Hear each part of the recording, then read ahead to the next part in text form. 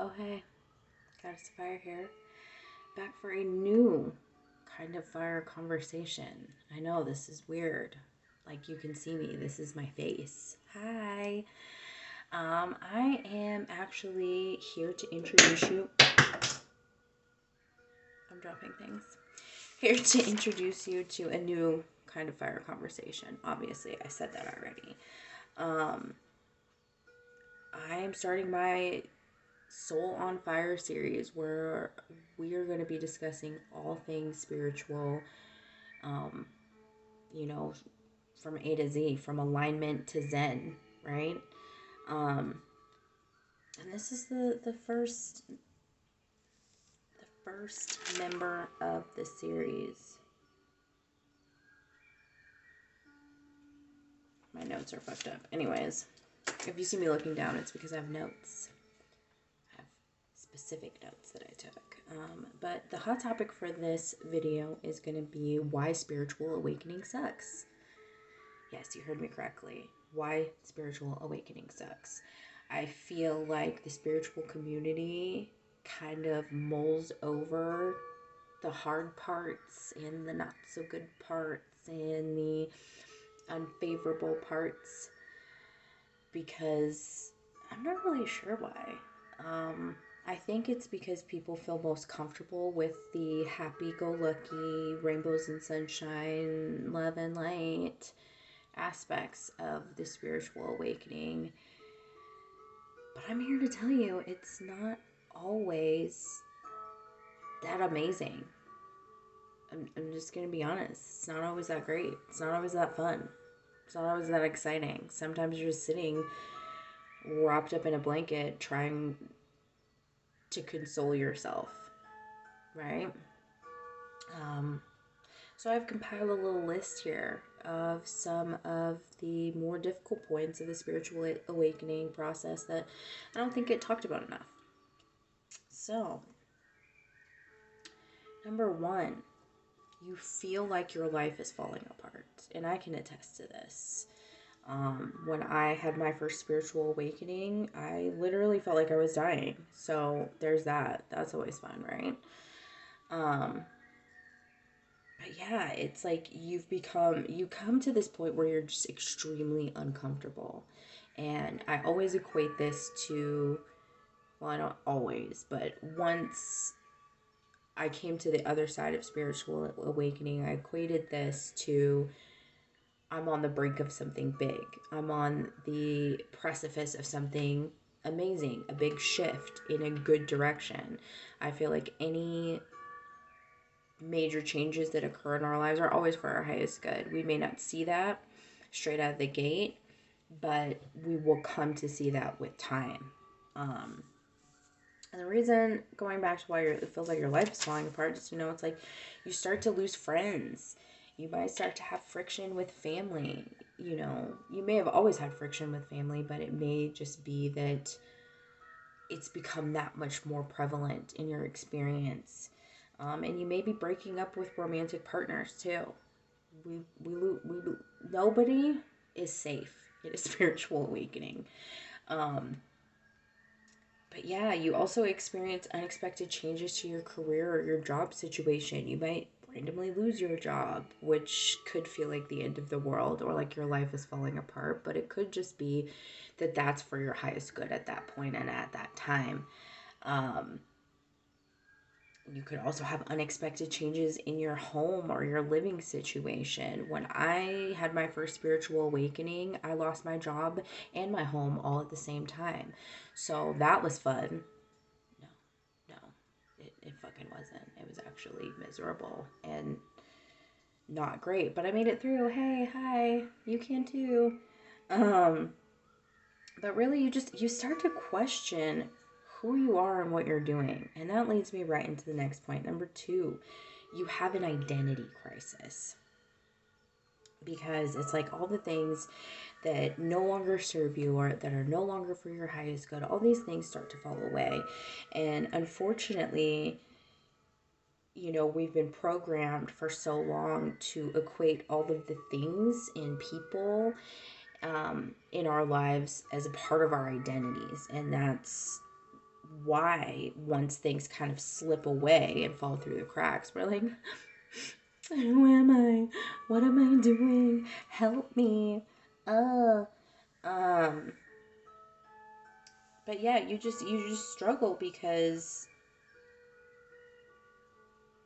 you associate those things with who you are, but it's just who you've always pretended to be. Um, like for instance, I was a huge party girl. Like you could not keep me away from a dance floor and a bottle of tequila. Okay? I was out there. I was shaking it like I had to get rent money. Okay? And now you probably would never catch me in a club ever again. You probably wouldn't catch me with a drink in my hand either, just because it irritates my spirit. Um, but those things were so heavily associated with my identity by not only myself, but to the people in my life. So when I started to move away from that, people were like, "Oh, you're weird. Ugh. I don't know if I really want to kick it with you." And it's just like, it's okay, that's fine, because I don't really think I want to kick it with you either. So that happens. And you just start to question everything. You really do. You just start to question every little thing. Um, and that leads me into number 3. You will also feel like you're losing your mind. I'm going to say it again. You will also feel like you are losing your mind. You will feel like you are 5150, and yeah, you might think that you need a psych evaluation at some point, and it's just because, to me, clarity feels unfamiliar when you're so used to clouded thoughts and a clouded vision, right? Um, so when you have all of these things moved out of the way, imagine like you have a room full of boxes, and as you generally know what's going on in the room, right? But once you move all of those boxes out of the way, you have so much more room for activities, and you can see things clearly. Oh, hey, that would be a great place for a painting on the wall that was stuck behind a tower of 14 boxes. You know what I mean? So it's clearing out the crud, clearing out the clutter of your life in order to make room for what you actually want there. Um, but another reason why you start to feel crazy is because you start to see shit, man. You start to see auras. You start to see flashes of light. Um, you may start to see repeating numbers and symbols. And you are probably going to start to see spirits. You might start to see something out of the... What was that? Out of the corner of your eye. Like, oh, is somebody here? Someone? Anyone? No. No. It's nothing to fear. Unless you feel fear. Like, genuinely feel like there is something bad around you, then you should be concerned. Pull out the sage, the Palo Santo, what have you. Um, but it's your spirit squad coming in hot. Like, hey, bro, I think she's starting to notice. She's starting to notice all the numbers I'm sending her. I'm gonna go walk through the house really quick and see if she can see me. That's the type of stuff that's happening. And you also hear voices. I legitimately thought in the beginning of my spiritual awakening, I thought that I was I was schizophrenic or something, because I was hearing voices all the time. I was hearing people calling my name. I was hearing people say specific shit. Who the hell is that? Is that a man? Like, what? Who was that? Who just said that? Sir? Sir, you know? Um, but yeah, I felt like I was going crazy. So if you were feeling that way, I'm here to tell you, you're probably fine. And you're just going through a little awakening, okay? And then that brings me into number 4. You start to feel lonely and isolated. And that's just because as you're going through things, as you're expanding, as you're opening up to more and more and more, it's like you don't feel like you can relate to people. You don't feel like you can talk about what you're experiencing because it sounds fucking batshit crazy. So, yeah, I'm not going to share with my best friend Stephanie what's going on. I'm probably not going to share with my mom what's going on. I'm probably not going to talk to my doctor about it because then I'm definitely going to get put on a psychiatric hold. Um, but you also like start to avoid small talk and what feels like forced interactions because it's not for you.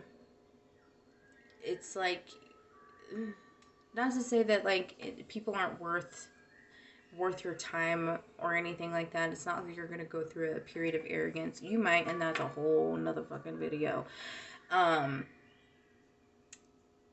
but it's like you just rather discuss bigger, more expanded ideas. You'd rather discuss bigger concepts like, why are we here? What's your life purpose? Do you believe in aliens? Do you think that there is other intelligent life out there? What do you think about vibrations and frequencies? Like, you want to talk about shit that is starting to matter to you. Maybe things that you've always been curious about, like astrology or whatever, and planet placements and what's going on in the cosmos. It may be simple things like that, but it was just things that you never felt comfortable truly diving into because it didn't seem normal or acceptable to your friends, your family, your partners, whatever. Um, but another hard part of the fact of you feeling lonely and isolated is because you don't have the rose-colored glasses on, so you can see all the red flags. You know, you're starting to learn and be able to look past the smoke and mirrors. So you're just not easily impressed anymore. Just, I hate to say it. That doesn't make you a bad person, and it doesn't make the people that used to impress you that no longer do. It doesn't make those people bad either. It just means you're on a different frequency. You guys are on a different vibration.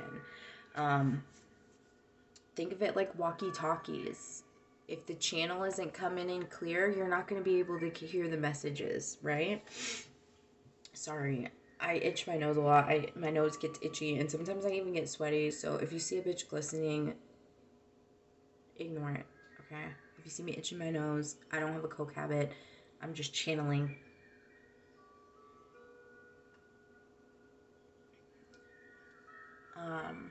Anyhow, number 5, shadow work. Shadow work. This is what I'm talking about. This is why this right here, this shit right here is the hardest part. This is the most important and one of the hardest parts of the entire spiritual awakening, spiritual healing process is the shadow work. And that's because you have to sit down and admit to yourself that there are some parts of you that suck. Like, you really have to sit down and be like, damn, I have some darkness in me. And I don't know how I feel about it. And here's what you do. You start to dig. You start to face those shadows. You start to put a light on those shadows because that's what you're here to do. We identify those, we admit those, we acknowledge those, and then we have to learn how to accept those pieces of ourselves. That's the hardest part, is learning how to accept those pieces that you have deemed unworthy of love. And those are the pieces of you that needs love the most.